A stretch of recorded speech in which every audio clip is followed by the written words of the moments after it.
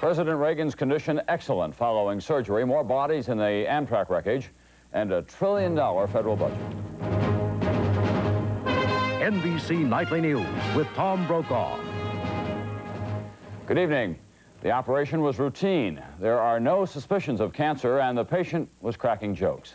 President Reagan, who will be 76 years old next month, came through prostate surgery in fine shape today. He's already been able to do some work in his Bethesda Naval Hospital room. NBC's Chris Wallace tonight has the latest. This afternoon, less than 6 hours after the president's surgery, Chief of Staff Donald Regan was at Bethesda Naval Hospital, ready to do some business. How's the president? Talk to us. What are you going to talk about? Regan had good reason to be upbeat. The White House quoted doctors as saying the president's surgery went very smoothly and that a preliminary view showed no suspicion of cancer in his prostate. In the surgery, which lasted an hour, a small probe was sent through Mr. Reagan's urinary tract and into his prostate, a small gland that became enlarged, partially blocking the urinary passage. The obstructing pieces of prostate were then cut away. There are more than 300,000 such operations each year. The procedure is used most often on older men. A procedure really which has very little impact on the patient's overall health, and one that has very little risk connected with it. The president apparently came through it well, as he did with a 1985 cancer operation. Aides said he told urological jokes going in and out of surgery, and he was awake during the operation, given a spinal anesthetic, so there was no transfer of power to the vice president. Mr. Reagan has recovered quickly from past surgery and is expected to leave the hospital in 3 or 4 days, with a restricted schedule at the White House into next week. But there were some differences from the president's past operations. Mrs. Reagan called in 7 doctors associated with Minnesota's Mayo Clinic to treat the president. Officials say because she did not have full confidence in the military staff at Bethesda. And while in 1985, doctors held a full briefing after the president's cancer surgery, today spokesman Larry Speaks answered all questions, perhaps reflecting the First Lady's desire to tightly control release of any information. The lab report on the president's prostate specimen is due back tomorrow. And he will also have a CAT scan to check for any spread of cancer from his colon surgery. But polyps removed yesterday from the president's colon turned out to be benign. And there is great confidence here that the president will soon be back in the Oval Office as good as new. Chris Wallace, NBC News, at the White House. And it wasn't all medical bulletins at the White House today. Spokesman said that President Reagan wants Soviet leader Gorbachev to know that his invitation to another summit meeting remains open. The White House statement said the president believes that additional meetings can build on progress already made. Their last meeting in Iceland collapsed at the 11th hour. The Pentagon says tonight that a merchant ship in the Persian Gulf fired a missile today at a U.S. Navy helicopter on routine patrol, but missed the helicopter by about 500 yards. The announcement gave only sketchy details of the incident, but it is believed to be the first time that U.S. naval forces have been fired on in that area since the Iran-Iraq war began there about 7 years ago. Also coming up here tonight on NBC Nightly News, Robert Hager with a special segment report on a troubling time in American education. Good teachers leaving the classroom. Will there be enough coming along to replace them? And Robert Bazell tonight on the dying days of a breed of sparrow and what this single bird tells us about what's happening to life on Earth. I'm about to offend a lot of steak lovers by covering this beautiful sirloin with ketchup. You wouldn't do that, right? Yet you'd pour ketchup on a burger. And isn't that chopped steak? Try A1 steak sauce on your burger instead of ketchup. Its herbs and spices bring out the natural flavor of steaks. It makes hamburgers taste like steak burgers.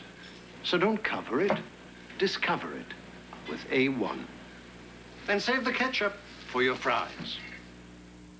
Introducing Metaprin when your body hasn't got time for the pain. I haven't got time for the pain. No, I haven't got time for the pain anymore. Metaprin has ibuprofen, the prescription ingredient recommended by doctors 2 to 1 over aspirin for body pain, including minor arthritis pain. And it's gentler to your stomach than aspirin. I haven't got time for the pain. When your body hasn't got time for the pain, new Metaprin from the makers of Tylenol products. I can't believe you talked me into this. Admit it. It's just too good to resist. You're right, Saul. What's it called? Fruit and... And? Forget the fiber and fruit and Fruit and Fiber has all these lush combinations, overflowing with sweet fruit, fresh, crunchy nuts, and surrounded with the highest fiber flakes. This is the greatest. Post Fruit and Fiber cereal. Tastes so good you forget the fiber. 3 more bodies were pulled today from the worst train wreck in Amtrak's history, the collision Sunday of a passenger train and 3 locomotives outside of Baltimore. The death toll now stands at 15. NBC's Jim Miklashevsky reports that investigators still are searching for its cause.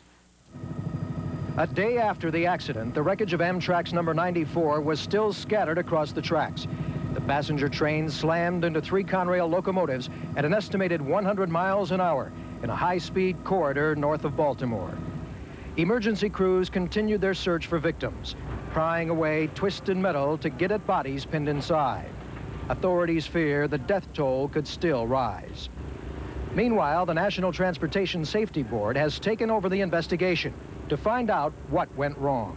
The focal point of our investigation is where the Conrail 3 units were, whether they were on the number 2 track in front of the Amtrak entirely or partially, and how they got there. Investigators do know the Amtrak train and the Conrail engines were both northbound on parallel tracks. Then, for reasons not yet known, at least 2 Conrail engines switched onto the same track and were struck by the passenger train. Authorities say the sequence of events happened too quickly for either the crews or automatic safety devices to react. Investigators hope to learn more about this accident when they recover the black box recording devices from each of the engines. They're similar to the black boxes found in airliner cockpits, and for the first time will be used in the investigation of a major railroad tragedy. As authorities searched for answers, Marty Luce of McLean, Virginia, set out to find her 2 teenage daughters who had been aboard the Amtrak train. After 24 hours, the news was the worst. Her daughters, Corrine and Kristen, had been found dead in the rubble. The search for additional victims should end tonight. The investigation into the crash could take as long as a year. Jim Miklashevsky, NBC News, Chase, Maryland. An engineer for the Conrail train involved in the accident was interviewed by Conrail officials and given a urinalysis, but now other government investigators want to interview him, but he cannot be located. With officials saying that the New Year's Eve fire in San Juan's DuPont Plaza Hotel was caused by arson, the hotel's lawyers went to court today asking that the building be sealed off to preserve the evidence. The fire killed 96 people. As NBC's Kenley Jones reports tonight, many questions about their death remain unanswered. Funeral services were held today for Brooke Thompson, who was manager of the casino at the DuPont Plaza Hotel. He was one of the victims of the fire, and he may have been inadvertently responsible for the death of some others. This casino employee said when several small fires had been set in the hotel prior to the fatal blaze, Thompson had ordered the casino doors locked to keep smoke out. He believes Thompson gave the same order New Year's Eve. So this time he thought it was the same, and he gave orders to close the door, but he didn't know it was going to be so big. He died also. Hotel director Bruce Schulman denies that the casino doors were locked. I have witnesses and guests, and we've interviewed many people who have stated the doors were open and they exited those doors. But some guests, like Harold Schinker, dispute that. Absolutely were locked, yes. And it was not the first time, because they did it a few days earlier when there was a small fire near the discotheque. Al Bianco was injured when he escaped the burning casino by breaking out a window. You heard a roar, you heard glass cracking, and that was it. The place was loaded with smoke. When we got to the doors were shut. The dispute over whether the doors were locked during the fire is not the only controversy involving the hotel's casino. The arson investigation has centered on the probability that a small fire was deliberately set in the area of the hotel's ballroom or kitchen, burned unnoticed for a time, then spread to the casino where it exploded. The ceiling caught on fire. The fire came down to the floor and engulfed the draperies, the carpets, everything. What killed these people was the defective designs of the materials and the unsafe materials that were in that hotel. Lawyers began filing damage suits against the hotel today. Total claims are expected to run into hundreds of millions of dollars. Kenley Jones, NBC News, San Juan, Puerto Rico.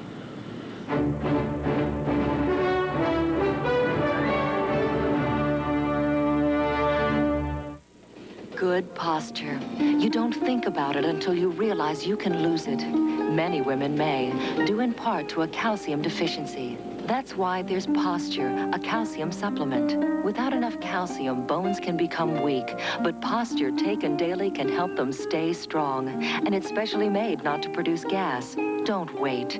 Eat right, exercise, and take Posture now to help assure good posture later. Also available with vitamin D. You've just had your dentures professionally cleaned. How can I keep them looking this way? With professional strength Effordent. Effordent removes stains, kills germs, cleans away plaque, even in between. For a professional-looking clean, get Effordent. If you're allergy sensitive, cold symptoms can make your winter attacks feel even worse. For relief, discover Benadryl Decongestant. With Benadryl, the most prescribed allergy medication ever, plus a nasal decongestant. Benadryl Decongestant. If you're like most people, you probably think you're getting enough fiber in your diet. Know what? You're probably not. In fact, the National Cancer Institute says we're probably getting only half the fiber we need. So I'm getting the half I'm missing with this. Fiber One cereal. Shredded wheat can't give you half. Even all brand doesn't have as much fiber as Fiber One. One bowl, once a day. For the half you're missing. Right. Fiber One. For the half you're missing. President Reagan today became the country's first chief executive to propose a budget of $1 trillion, a figure that 5 years ago he called incomprehensible. To be exact, this budget would total $1,024 billion. And if all of those dollars could be stacked one on top of the other, they would reach almost 70,000 miles. Democrats and Republicans alike indicated that the president's budget hopes were almost as out of sight as that stack of dollar bills would be. We have two reports tonight, beginning with Irving R. Levine. Although the numbers are bigger than ever before, like previous Reagan budgets, it calls for more money for defense, cuts in social, farm, and other programs, and no tax increase. And administration officials promised again that the proposed cuts and a growing economy would reduce the deficit, which Budget Director Miller called a dragon. Last year, remember, our budget quenched the fire-breathing part of the dragon, put the fire out. This time we're going to throw a net over it. Most controversial, proposed increases for the military, an increase of $16 billion. For Star Wars missile defense, $2 billion more. And for aid to the Nicaraguan Contras, an increase to $105 million. More money as well for space programs, including the shuttle, for modernizing air traffic control systems, and for combating AIDS, a 30% increase. Democrats will lead the fight against proposed heavy cuts in college student aid, low-income housing, mass transit, food stamps, and the elimination of Amtrak subsidies. The biggest proposed cut, $5 billion in farm programs. Along with the cuts, the budget calls for raising money through the sale of federal oil reserves, higher fees for users of Coast Guard services, higher fees for visitors to national parks, and a new $1 charge for Americans making a trip abroad, expected to collect $25 million a year. Miller delivered the budget to congressional leaders, many of whom believe the deficit limit of $108 billion set by the Graham-Rudman law cannot be reached without a tax increase. The administration is resisting. The president has said no, 1,000 times no to a tax increase. I mean, he's really said it. With Democrats now in control of both houses of Congress and President Reagan's influence weakened by the Iran arms deal, the budget fight this year shapes up as fiercer than ever. Irving R. Levine, NBC News, Washington. These Nicaraguan rebels will be the focus of one of the fiercest political battles this year. It'll be over President Reagan's request for more military aid to the Contras, the rebels fighting to overthrow Nicaragua's Marxist government.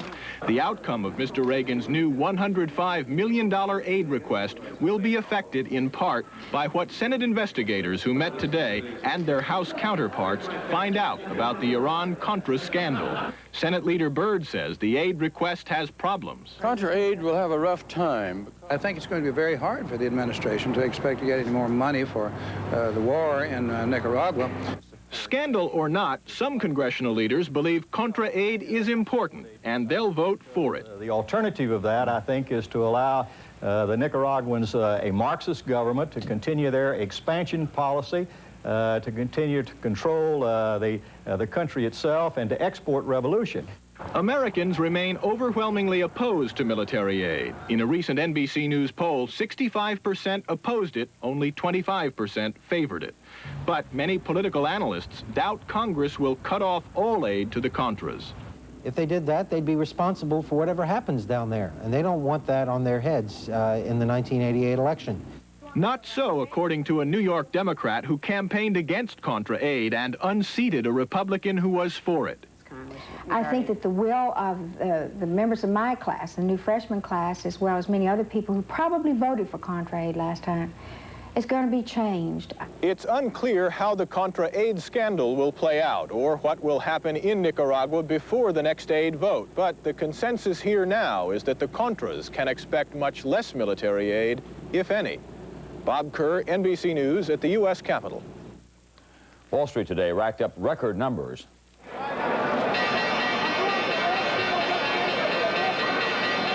The Dow Jones Industrial Average rose 44 points, the highest one-day advance ever. This pushed the Dow to more than 1971, a record closing high. Volume was very heavy, almost twice that of last Friday. This was the second Wall Street rally in as many trading days. Analysts said it was the result in large part of investors having large amounts of cash from year-end tax-related stock sales.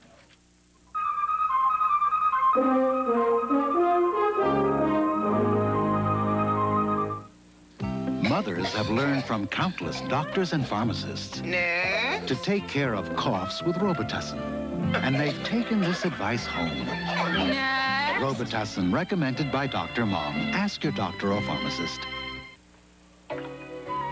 Whirlpool and I have spent the last 75 years becoming laundry experts. But now, they're making it easy for everybody.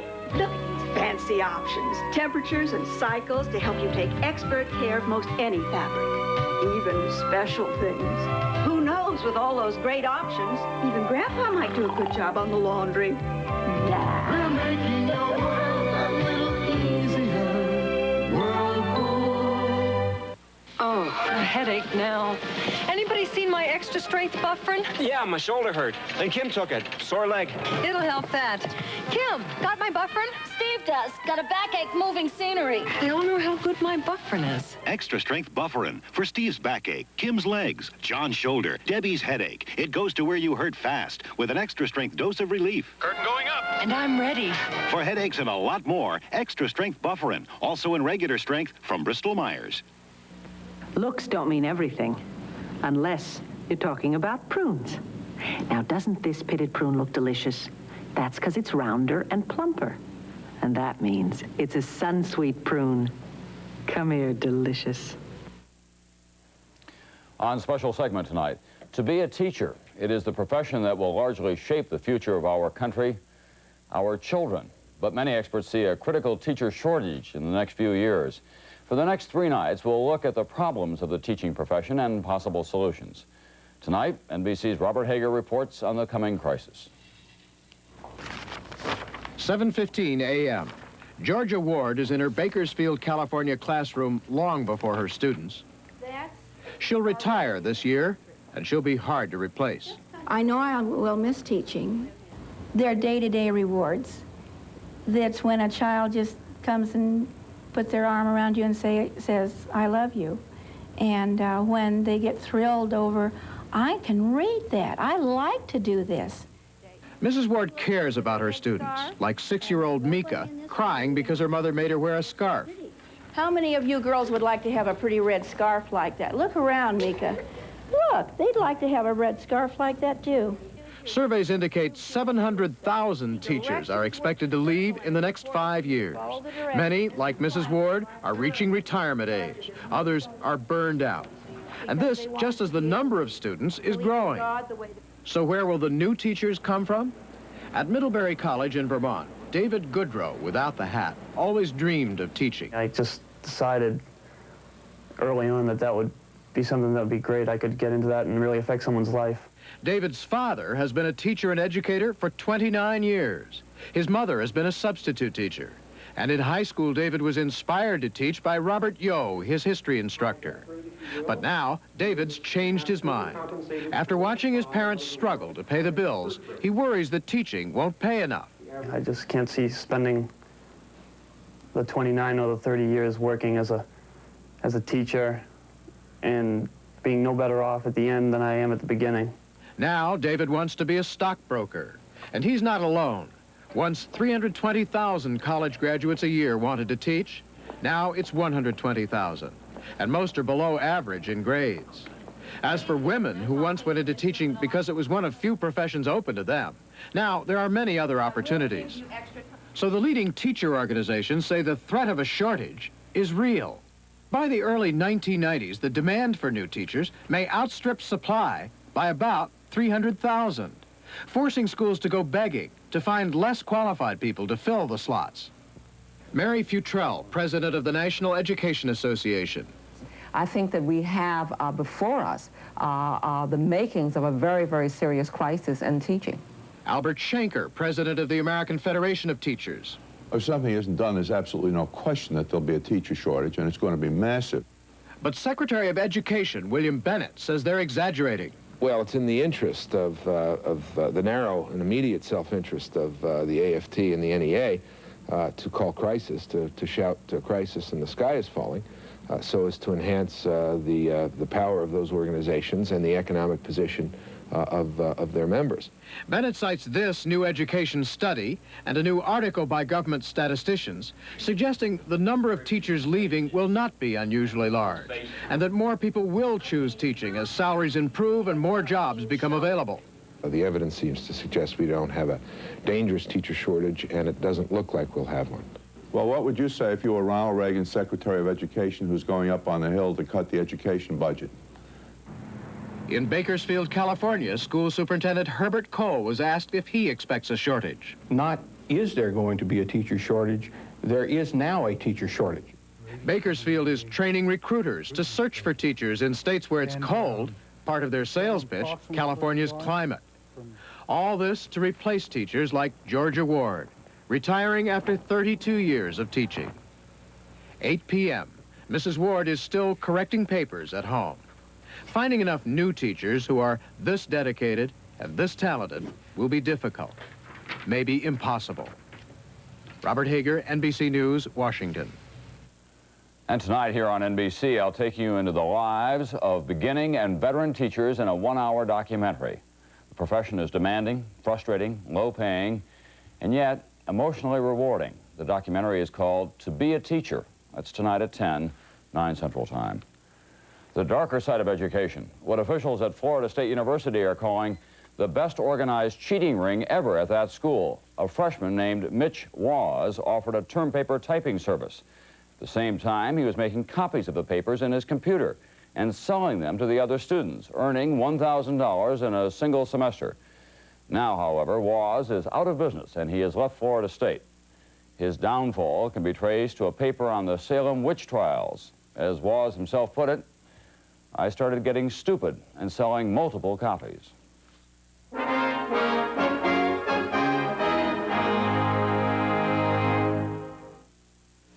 We asked 1,000 doctors if stranded in the wilderness, which would they want? Tylenol, extra strength Tylenol, Advil, or Bayer? More doctors chose Bayer, nearly 2-to-1 over extra strength Tylenol. Bayer, the wonder drug that works wonders.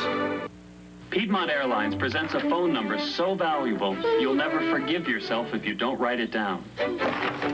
The pen. This is the number that'll get you airfares so low, you'll find them hard to believe. Case has got to be a pen, right? Hang on, we'll look. And you'll also get Piedmont service that's been rated among the best in the industry. So call Piedmont today. I got it. What could be simpler?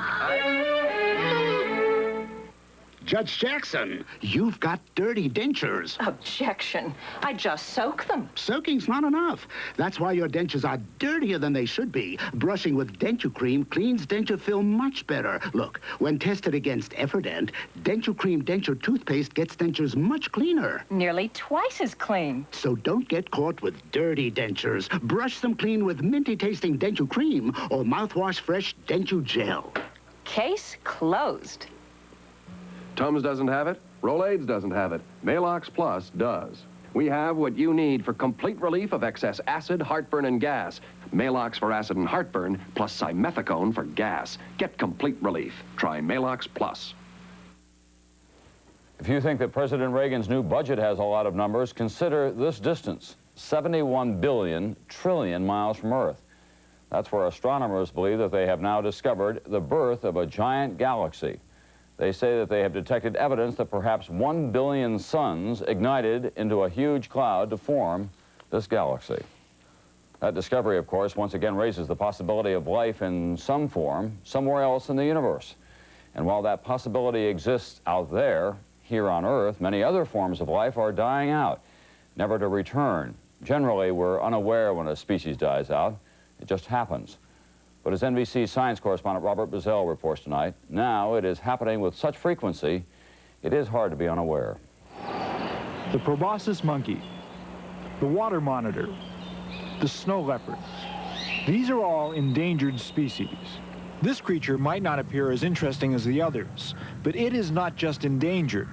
This is the last dusky seaside sparrow. It's the end of part of the creation. Every species is something very special. It's taken millions of years in many cases to create. The last dusky is in this cage in a closed-off area of Discovery Island, a zoo at Walt Disney World. Curator Charlie Cook keeps a close watch. He's still healthy, but becoming a little geriatric, and so he's probably seeing his final days on Earth. At one time in the nearby marshes of Central Florida, there were thousands of the birds, but mosquito control programs killed a lot of them, and development covered much of the marshland. A few years ago, Florida Audubon Society members captured all the birds they could find in the wild, with the hope of breeding them in captivity. But they found only 5, and they were all males. They were able to breed the males with females of a related species, but this is the only surviving dusky. Species extinction is nothing new. 99% of the species that ever lived on Earth are now extinct. But for 3 billion years, species died off and new ones appeared at a constant rate until this century. What we're doing right now is getting rid of as many as 1/2 of the species on Earth within our lifetime. That's an enormous difference in time scale. Many biologists believe that we are killing off so much life that ultimately we may threaten our own survival. They say we should be concerned about the loss of any species, including a plain-looking sparrow. Robert Bazell, NBC News, Lake Buena Vista, Florida. That's nightly news for this Monday night. I'm Tom Brokaw. My thanks to Garrick Utley for filling in here while I was away. I'll see you again tonight and then tomorrow night.